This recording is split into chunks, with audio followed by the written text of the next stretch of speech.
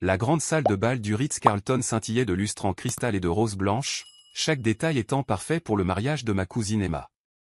300 invités se mêlaient pendant l'heure du cocktail, leurs robes de créateurs et leurs smokings sur mesure créant un océan de richesse discrète et de prééminence sociale. Je me tenais près du bar dans ma robe bleu marine simple, achetée dans un grand magasin, pas chez un créateur, regardant ma famille faire le tour de la salle comme les professionnels de la vie sociale qu'ils étaient. Je m'appelle Jessica Chen, bien que ma famille ait pris l'habitude de me présenter ces derniers temps avec des mises en garde créatives, voici notre Jessica. Elle est entre deux opportunités. À 31 ans, j'étais le mouton noir qui avait abandonné une prestigieuse carrière de consultante pour poursuivre ce qu'ils appelaient des fantasmes technologiques. Ce qu'ils ne savaient pas, c'est que ces fantasmes m'avaient permis de bâtir une entreprise valant plus que toutes les personnes réunies dans cette pièce. Jessica, ma chérie. Ma tante Margaret s'est approchée avec sa salutation habituelle de baiser dans le vide. J'ai entendu dire que tu travaillais avec des ordinateurs maintenant. Comme c'est moderne de ta part. J'ai souri poliment, en prenant une gorgée de champagne. Quelque chose comme ça. Eh bien, tout le monde a besoin de passe-temps, a-t-elle poursuivi, puis elle s'est rapprochée d'un air complice. Ton père a mentionné que tu chercherais peut-être quelque chose de plus stable bientôt. Mon amie Sandra dirige une charmante boutique dans le village. Elle aurait probablement besoin d'aide pour l'inventaire. Une boutique? Un inventaire? J'ai réprimé l'envie de mentionner que mon passe-temps employait plus de 10 000 personnes dans 6 pays, ou que mon dernier chiffre d'affaires trimestriel dépassait le produit intérieur brut de certaines petites nations. C'est très attentionné, ai-je répondu à la place. De l'autre côté de la pièce, j'ai regardé mon père, le docteur Richard Chen, faire la cour avec ses collègues médecins. Il avait des cheveux argentés distingués et un smoking parfaitement repassé, dégageant le genre d'autorité qui découlait de 30 ans de chirurgie cardiaque. Il avait bâti sa réputation sur la précision, le contrôle et le fait de ne jamais montrer de faiblesse. Avoir une fille qui jouait avec des ordinateurs au lieu de suivre une voie professionnelle respectable était son cauchemar personnel. Ma mère, Elisabeth, glissait entre les groupes avec une grâce aguerrie, sa robe Chanel et ses bijoux discrets la marquant comme issue de la vieille bourgeoisie malgré les origines plus modestes de notre famille. Elle avait fait un beau mariage en attirant l'attention de mon père pendant son internat, et elle avait passé les 3 dernières décennies à perfectionner l'art de la navigation sociale. Jessica. Mon frère David est apparu à mes côtés, ressemblant en tout point à un banquier d'affaires prospère dans son costume sur mesure. Maman te cherche. Quelque chose à propos des photos de famille. Ouvre la voie, ai-je dit, en le suivant à travers la foule. Nous avons trouvé la famille réunie près de la cheminée ornée, le photographe nous disposant par taille et par importance. Emma, radieuse dans sa robe Vera Wang, rayonnait aux côtés de son nouvel époux. Ses parents, mon oncle Thomas et ma tante Patricia, les encadraient fièrement. La famille élargie s'est installée autour d'eux, médecins, avocats, dirigeants d'entreprises, tous exactement ce qu'ils semblaient être. Et puis il y avait moi. Jessica, ma chère, a appelé le photographe, pourrais-tu te déplacer vers l'arrière? Derrière ton cousin Michael. Je me suis glissé en position, habitué à être caché là où mon échec ne se verrait pas trop dans les documents familiaux. Michael, un avocat d'affaires, m'a donné une tape compatissante sur l'épaule. Ne t'inquiète pas, Jess, a-t-il chuchoté. Tout le monde traverse des moments difficiles. Tu vas t'en sortir. Si seulement il savait que ma dernière période difficile consistait à décider d'accepter l'offre d'acquisition de Goldman Sachs ou d'introduire mon entreprise en bourse. Je n'avais choisi ni l'un ni l'autre, préférant garder le contrôle pendant que nous nous développions dans l'intelligence artificielle. Après les photos, la famille s'est dispersée pour retourner à ses obligations sociales. Je me dirigeais vers la terrasse pour prendre l'air quand j'ai surpris la voix de mon père derrière un pilier de marbre. Ne mentionnez pas ce que fait Jessica, disait-il à mon grand-oncle William et à sa femme. C'est embarrassant. Elle a quitté un excellent poste de consultante pour jouer avec des ordinateurs. Nous espérons qu'elle reviendra bientôt à la raison. Le grand-oncle William a émis un bruit de sympathie. Les jeunes d'aujourd'hui, ils croient tous qu'ils peuvent être entrepreneurs. Aucune compréhension du vrai travail. Exactement, a poursuivi mon père. Elle vit dans un tout petit appartement, conduit une Honda délabrée, en prétendant qu'elle construit une sorte d'entreprise technologique. Cela fait 3 ans que cette absurdité dure. Quel genre d'entreprise technologique, a demandé la grand-tante Hélène. Quelque chose appelé Neuralink Technologies, a dit mon père avec un dégoût évident. Cela ressemble à de la science-fiction pour moi. Elisabeth et moi sommes au bout de nos forces. Neuralink Technologies. Ma petite entreprise qui avait révolutionné l'apprentissage automatique, détenait plus de 200 brevets et avait des partenariats avec tous les grands géants technologiques de la Silicon Valley. La même entreprise que le président Biden avait mentionné dans son discours sur l'état de l'Union comme représentant le leadership technologique de l'Amérique. Mais pour mon père, c'était juste embarrassant. J'étais sur le point de m'éclipser quand l'organisatrice du mariage d'Emma est apparue, tapotant sur un microphone. « Mesdames et messieurs, veuillez prendre place s'il vous plaît. Le dîner sera servi sous peu, mais d'abord, nous avons une surprise spéciale pour Emma et James. » Les lumières se sont tamisées alors que des écrans géants descendaient du plafond. Le père d'Emma a fait le nécessaire pour que nous regardions le grand match de ce soir pendant le dîner. Rien ne dit mieux le romantisme que le Super Bowl. Une acclamation s'est élevée de la foule. L'oncle Thomas avait toujours été un fanatique de football américain, et apparemment, il avait convaincu Emma que partager le grand match avec les invités de leur mariage serait mémorable. Les écrans se sont allumés juste au moment où le match reprenait après la mi-temps. Et maintenant, a tonné la voix de l'annonceur à travers le système de sonorisation de la salle de bal, l'une de nos publicités les plus attendues de la soirée. J'ai failli m'étouffer avec mon champagne. Ce n'était pas n'importe quelle pause publicitaire. C'était le moment que je préparais depuis que mon équipe de marketing avait proposé l'idée il y a 6 mois, notre première grande campagne de marque conçue pour présenter Neuralink Technologies au grand public américain. L'écran s'est rempli d'un laboratoire épuré et futuriste. Une jeune femme en blouse de laboratoire s'est tournée vers la caméra, les yeux brillants d'innovation et de possibilités. « Et si votre téléphone pouvait penser ?» a-t-elle demandé. « Et si votre voiture pouvait apprendre ? Et si l'intelligence artificielle pouvait résoudre les plus grands défis de l'humanité ?» La voix de mon père a résonné à travers la salle de bal silencieuse, « Elisabeth, n'est-ce pas ?» La caméra a reculé pour révéler la femme debout devant un logo géant, Neuralink Technologies. Puis, mon visage est apparu à l'écran. Non pas la version en robe de grand magasin debout dans la salle de bal, mais la version de directrice générale raffinée que mon entreprise avait dépensé une fortune à perfectionner. Je m'appelle Jessica Chen, fondatrice et directrice générale de Neuralink Technologies, a dit ma voix enregistrée avec assurance. Au cours des 5 dernières années, nous avons construit l'avenir de la collaboration entre l'humain et l'intelligence artificielle. La publicité a continué, montrant notre technologie en action, villes intelligentes, diagnostics médicaux, modélisation climatique, tandis que ma voix racontait notre vision. Chez Neuralink, nous n'imaginons pas seulement demain. Nous le construisons. Le plan final me montrait debout sur le toit de notre siège social à Palo Alto, la silhouette de San Francisco scintillant derrière moi. Neuralink Technologies. L'intelligence redéfinie. La publicité s'est terminée. La salle de bal est restée silencieuse, à l'exception des bruits lointains des commentaires de football que plus personne n'écoutait. 300 paires d'yeux se sont tournés vers moi comme si j'étais une pièce d'exposition qui avait soudainement pris vie. La femme qu'ils ignoraient poliment, la déception familiale cachée au dernier rang, était apparemment une directrice générale milliardaire de la technologie avec son visage à la télévision nationale. C'était, a commencé Emma, puis elle s'est arrêtée, la bouche bée. Mon père avait l'air d'avoir été frappé par la foudre. Jessica. J'ai posé mon verre de champagne et lissé ma robe simple. Oui, papa. Cette publicité. C'était toi.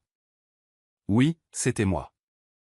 Mais tu as dit que tu travaillais sur une petite jeune entreprise technologique. J'ai souri du même sourire poli que je portais toute la soirée. Je n'ai jamais dit qu'elle était petite. C'est toi qui l'as supposé. Le grand-oncle William, qui quelques instants plus tôt discutait de mes choix de carrière embarrassants, me regardait maintenant avec un nouvel intérêt. Entre autres, ai-je confirmé. Nous fournissons des systèmes d'intelligence artificielle pour la planification de la mission vers Mars. Cela devrait être annoncé officiellement la semaine prochaine. Tante Margaret, qui m'avait suggéré de travailler à l'inventaire d'une boutique, a cherché son téléphone à tâtons. Je dois chercher quelque chose sur Google, a-t-elle marmonné, puis elle a levé les yeux avec effarement. Forbes du moins dit que tu vaux. Il est écrit ici 12 milliards de dollars. Approximativement, ai-je répondu. La valorisation fluctue selon les conditions du marché. Le silence s'est prolongé jusqu'à ce que David retrouve enfin sa voix. 12 milliards? Jessica, cela fait de toi. Point la personne la plus riche de cette pièce, ai-je terminé. De plusieurs milliards de dollars, en réalité. L'oncle Thomas, père de la mariée, avait l'air sur le point de s'évanouir. Mais l'appartement, la voiture? Je possède 73 propriétés dans 4 pays, ai-je dit. L'appartement dans le quartier de Soma est juste pratique pour aller au bureau. Et la Honda a d'excellentes évaluations de sécurité. Quand on vaut 12 milliards, on peut conduire tout ce qui nous rend heureux. Ma mère était devenue complètement pâle. Jessica, pourquoi ne nous l'as-tu pas dit? Vous dire quoi, maman? Que j'avais du succès? Quand étais-je censé faire cela? Pendant les sermons sur l'abandon de ma carrière de consultante? Les suggestions de trouver un vrai travail? Les réunions de famille où tu me présentais comme ta fille qui se cherchait? Les invités du mariage avaient formé un demi-cercle autour de nous, créant un amphithéâtre improvisé pour notre drame familial. Le mariage parfait d'Emma était devenu le spectacle de la révélation de Jessica Chen. Nous pensions que tu étais en difficulté, a dit mon père faiblement. J'étais en difficulté, ai-je convenu. J'ai sorti mon téléphone, en ouvrant mon application de notes. Aimeriez-vous voir mon emploi du temps pour la semaine prochaine? Lundi, discours d'ouverture au Forum économique mondial. Mardi, audition au Sénat sur la réglementation de l'intelligence artificielle où je suis le témoin principal. Mercredi, réunion avec le secrétaire à la Défense concernant les applications de sécurité nationale. Jeudi, déjeuner avec le conseiller scientifique du président. Vendredi, je prononce le discours de remise des diplômes à l'Institut de technologie du Massachusetts. Chaque élément de la liste a frappé ma famille comme un coup physique. Ce n'était pas de simples réunions d'affaires, c'était le genre d'engagement de haut niveau qui faisait la une des journaux. La conseillère scientifique du président, a répété David, hébété. Le docteur Patricia Williams. Nous collaborons sur l'initiative nationale pour l'intelligence artificielle, ai-je dit, en regardant les visages stupéfaits de ma famille. Elle m'a en fait suggéré de me présenter au Congrès l'année prochaine. Elle a dit que le pays avait besoin de plus de leaders technologiques au sein du gouvernement. Mon cousin Michael, qui m'avait plutôt offert sa sympathie pour ma carrière, faisait défiler frénétiquement les pages de son téléphone. Il y a un article ici du mois dernier. Les femmes les plus puissantes de la technologie, tu es numéro 3, derrière seulement les dirigeants d'Apple et de Microsoft. Numéro 2, en fait, ai-je corrigé. Les classements ont été mis à jour après l'annonce de notre partenariat avec Google. La grand-tante Hélène a saisi le bras de son mari. William, tu te souviens de cette action technologique dans laquelle tu disais que nous devrions investir? Celle que ton courtier avait recommandée? Neuralink. Il avait l'air malade. Nous avons acheté 100 actions à $12 chacune. On disait que c'était spéculatif mais prometteur. J'ai souri. Elle a clôturé hier à $847 par action. Vos 100 actions valent environ $85 000 maintenant. Ses yeux se sont écarquillés. Nous avons gagné $85 000? Vous avez investi dans mon entreprise sans le savoir, ai-je confirmé. Cela arrive plus souvent qu'on ne le pense. Environ 60% des entreprises du classement Fortune 500 utilisent nos systèmes d'intelligence artificielle à un titre ou à un autre. Le match de football américain continuait de se dérouler, oublié pendant que ma famille assimilait leur nouvelle réalité. La publicité avait été programmée pour être diffusée pendant le Super Bowl parce que notre équipe de marketing voulait un impact maximal pour le lancement de notre marque.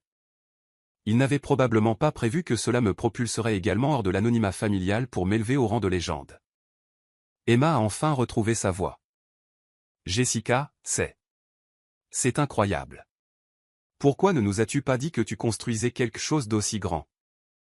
J'ai regardé ma cousine, belle et radieuse dans sa robe de mariée, et j'ai ressenti un pincement de tristesse familier. Parce qu'aucun de vous n'a demandé, Emma.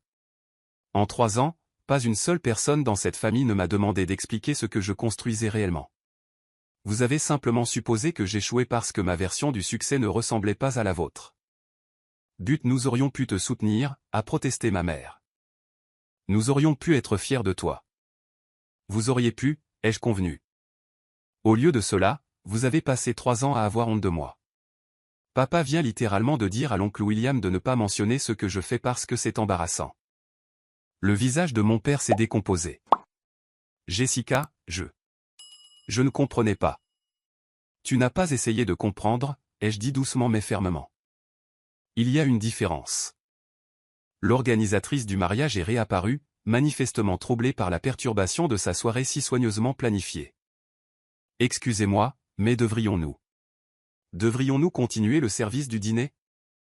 Bien sûr, a dit Emma rapidement. C'est toujours mon mariage. Jessica, s'il te plaît, assieds-toi avec nous à la table d'honneur. Il veut tout entendre. J'ai jeté un coup d'œil à la table d'honneur, où la disposition des places avait été établie selon l'importance familiale et le statut social. Ma place assignée était à la table 7, cachée en toute sécurité avec les parents éloignés et les amis de la famille. C'est très gentil, ai-je dit, mais je dois en fait partir bientôt. J'ai une conférence téléphonique avec notre bureau de Tokyo dans 1 heure, et ensuite je m'envole pour Londres ce soir pour une réunion avec le conseil technologique du Premier ministre. La mention désinvolte du Premier ministre a fait l'effet d'une autre bombe. Ma famille apprenait que leur fille embarrassante évoluait apparemment dans les plus hautes sphères du pouvoir mondial. Tu pars, a demandé mon père. Mais nous devons parler. J'ai besoin de m'excuser, de comprendre. J'ai observé son visage, y voyant un remords sincère pour peut-être la première fois depuis des années. Nous pouvons parler, papa, mais cela doit être différent d'avant. Plus d'hypothèses sur ce que je devrais faire de ma vie. Plus de suggestions de trouver un vrai travail, et certainement plus question de me cacher des parents parce que mes choix de carrière t'embarrassent. Il a acquiescé rapidement. Oui, bien sûr, tout ce que tu veux. Ce que je veux, ai-je dit, c'est ce que j'ai toujours voulu, une famille qui soutient les rêves des uns et des autres au lieu de les juger. Une famille qui pose des questions au lieu de faire des suppositions. Une famille qui célèbre différents types de réussite au lieu de ne reconnaître qu'une seule voie étroite. Mon téléphone a vibré, signalant un message de mon assistante, Kara attend. Appel pour Tokyo dans 45 minutes. Je dois vraiment y aller, ai-je dit, en prenant mon petit sac à main. Emma, félicitations pour ce magnifique mariage. Je suis désolé que le moment de la publicité ait été si théâtral. Emma m'a serré fort dans ses bras. Tu plaisantes? C'est le mariage le plus mémorable de l'histoire de la famille. Mes petits-enfants parleront de la nuit où la cousine Jessica a révélé qu'elle était milliardaire. Alors que je me dirigeais vers la sortie, ma famille m'a suivi comme un entourage confus. Ils semblaient incapables de réaliser que la personne qu'ils traitaient comme un cas social s'éloignait maintenant d'eux pour mener des affaires internationales. Jessica, a appelé ma mère, quand pourrons-nous te revoir? Quand pourrons-nous vraiment parler? Je me suis arrêté à l'entrée de la salle de bal. Je serai de retour de Londres jeudi prochain. Nous pourrions dîner si vous le souhaitez. Mais maman, je veux que tu comprennes quelque chose. Je suis la même personne qu'il y a 1 heure. La seule chose qui a changé, c'est votre perception de ma valeur. Elle a acquiescé, les larmes lui montant aux yeux. Je comprends. Et Jessica, je suis fier de toi. J'aurais dû le dire il y a des années. Pour la première fois de la soirée, mon sourire était complètement sincère. Merci, maman. Cela représente tout pour moi. Alors que je traversais le hall de l'hôtel vers ma voiture qui m'attendait, je pouvais entendre le bourdonnement des conversations reprendre dans la salle de bal. Dès demain, cette histoire deviendrait une légende familiale, le mariage où Jessica Chen est passée de sujet d'embarras à reine de la technologie en l'espace d'une publicité de 60 secondes. Mon chauffeur a tenu la portière ouverte. À l'aéroport, mademoiselle Chen? Oui, s'il te plaît. Et Marcus, pourrais-tu allumer la radio? J'aimerais savoir s'il parle de la publicité dans l'émission d'après-match. Alors que nous nous insérions dans la circulation, la voix de l'animateur de radio a rempli la voiture, ce spot de Neuralink Technologies était certainement l'une des publicités les plus impressionnantes de la soirée. L'action de l'entreprise est déjà en hausse de 12% dans les échanges après bourse. J'ai souri, m'installant confortablement dans mon siège. Parfois, la meilleure vengeance n'est pas de prouver aux gens qu'ils ont tort, c'est de réussir si spectaculairement que votre succès devient impossible à ignorer. Mon téléphone affichait 17 appels manqués de membres de ma famille et 43 messages textuels. Je les lirai dans l'avion. En ce moment même, j'avais une conférence téléphonique avec Tokyo, où mon équipe finalisait notre expansion dans l'informatique quantique. La famille qui avait passé 3 ans à avoir honte de ma carrière allait devoir attendre. Après tout, j'avais un empire de 12 milliards de dollars à diriger. 3 semaines plus tard, j'étais assise dans mon bureau d'anglo 42e étage de la tour Neuralink, lisant la couverture de presse du matin. La publicité du mariage avait suscité plus d'attention médiatique que notre équipe de marketing ne l'avait jamais imaginé. Nous avions fait la couverture du magazine Time, fait l'objet d'un portrait dans la Harvard Business Review, et je venais de terminer une longue interview avec 60 minutes sur l'avenir de l'intelligence artificielle. Mon assistant a frappé à la porte. « Mademoiselle Chen, votre père est ici pour votre rendez-vous de déjeuner. Faites-le entrer, s'il vous plaît. » Mon père est entré, paraissant d'une certaine manière plus petit dans son simple costume de ville. L'allure imposante qui m'avait intimidé durant toute mon enfance avait disparu. À sa place se tenait un homme sincèrement rendu humble par ses propres idées reçues. « Jessica, a-t-il dit, en s'asseyant sur la chaise en face de mon bureau, merci d'avoir accepté de me voir. »« Bien sûr, papa. Tu es mon père. » Il a regardé autour du bureau, contemplant la vue panoramique sur la ville, les récompenses qui ornaient les murs et les multiples écrans affichant des données en temps réel de nos opérations mondiales. « J'ai fait des recherches, a-t-il fini par dire, sur ton entreprise, sur ce que tu as construit. Jessica, je n'avais aucune idée de l'ampleur de ce que tu as accompli. J'ai essayé de te le dire, ai-je dit doucement, à plusieurs reprises. Mais tu étais tellement concentré sur ce que tu pensais que je devrais faire que tu n'as jamais écouté ce que je faisais réellement. » Il a acquiescé, regardant ses mains. Le domaine de la chirurgie cardiaque est très traditionnel. Le succès prend une forme bien précise, école de médecine, internat, spécialisation, poste hospitalier, cabinet privé. Je ne pouvais pas comprendre comment quelqu'un pouvait construire quelque chose de significatif en dehors de cette structure. Mais j'ai construit quelque chose de significatif. Nous ne faisons pas que gagner de l'argent, papa. Nous résolvons des problèmes qui comptent. Notre intelligence artificielle médicale a déjà diagnostiqué des maladies que des médecins humains avaient manquées. Notre modélisation climatique aide à prévenir les catastrophes naturelles. Nos systèmes de transport rendent les villes plus sûres et plus efficaces. Je sais, a-t-il dit. J'ai passé la semaine dernière à lire tous les articles que je pouvais trouver sur Neuralink. Ton travail sur la détection précoce du cancer, Jessica, cela va sauver des millions de vies. Pour la première fois depuis des années, j'ai entendu une fierté sincère dans sa voix. C'est ce que j'ai essayé de te dire. Il ne s'agit pas seulement d'ordinateurs ou de gagner de l'argent. Il s'agit d'utiliser la technologie pour résoudre des problèmes humains à une échelle qui n'avait jamais été possible auparavant. Nous sommes restés assis dans un silence confortable pendant un moment, regardant la ville s'activer en dessous de nous. Ta mère veut organiser un dîner de famille, a-t-il dit après un moment, un vrai dîner où nous nous écoutons vraiment les uns les autres. Où nous célébrons ce que tu as accompli au lieu d'essayer de réparer ce que nous pensions être cassé.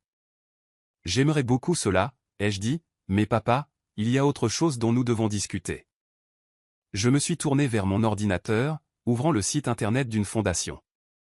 Ses yeux se sont éclairés en lisant la déclaration de mission. C'est merveilleux, Jessica. Comment pouvons-nous aider?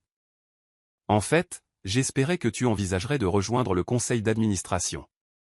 Ton parcours médical serait inestimable pour nos initiatives d'innovation en matière de santé. Et l'expérience de maman dans la gestion d'organisations à but non lucratif pourrait nous aider à structurer nos programmes éducatifs. Tu veux que nous soyons impliqués. Je veux que ma famille soit impliquée dans quelque chose de significatif. Non pas parce que vous essayez de me réparer, mais parce que nous pouvons accomplir davantage ensemble que séparément. Mon téléphone a sonné avec un rappel. Je dois partir bientôt. Réunion avec les chefs d'état-major interarmés au sujet de la cybersécurité. But papa, il y a encore une chose. J'ai ouvert le tiroir de mon bureau et j'en ai sorti une photo encadrée.